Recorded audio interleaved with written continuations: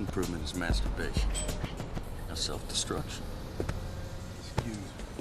Self-destruction is more important than self-improvement. Today I'll talk to you about why that's true, how to self-destruct productively, and why you must self-destruct before you can self-improve. Let's talk about this in 3, 2, 1.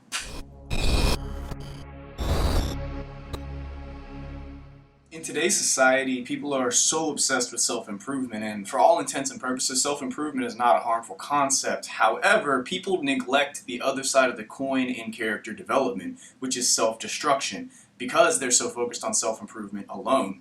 But, just like there cannot be night without day, winter without summer, or good without evil, there cannot be self-improvement without self-destruction. Our world is based on duality, and everything has its opposite to balance us out. And the idea behind self-destruction is that what is old must die to make room for what is new.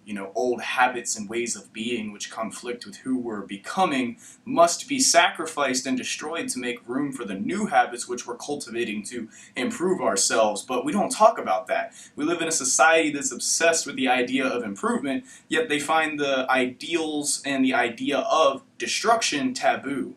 We don't place nearly as much importance on the idea of sacrificing the parts of ourselves which are no longer conducive to our growth.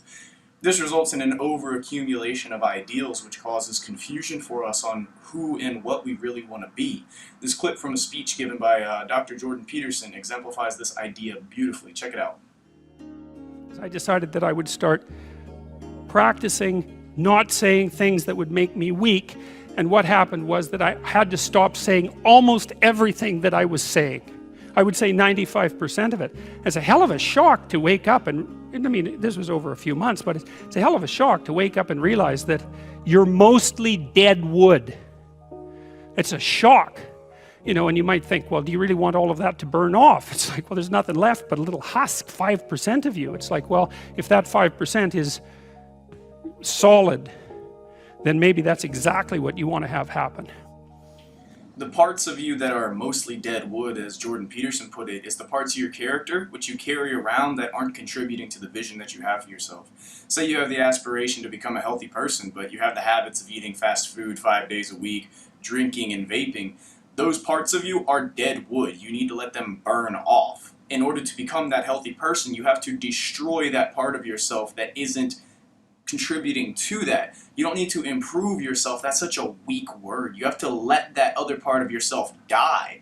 There's a passage in the Bible that says, and no man may put how does it go? And no man may put new wine into old bottles, else the new wine will burst the bottles and be spilled, and the bottles shall perish. That, taken as a metaphor, new wine in that situation is the habits that one wants to develop to self-improve, if you will, and the old bottle is your old self, which is incapable of handling the new habits that you're trying to create. That means that you must get rid of the old bottle. You have to destroy the old self to make room and a way for your new habits, your new wine to be poured in.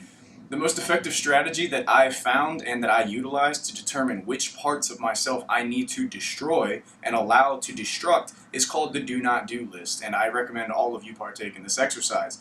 It's exactly what it sounds like. Sit down, write out all of the things that you're doing that you know are holding you back.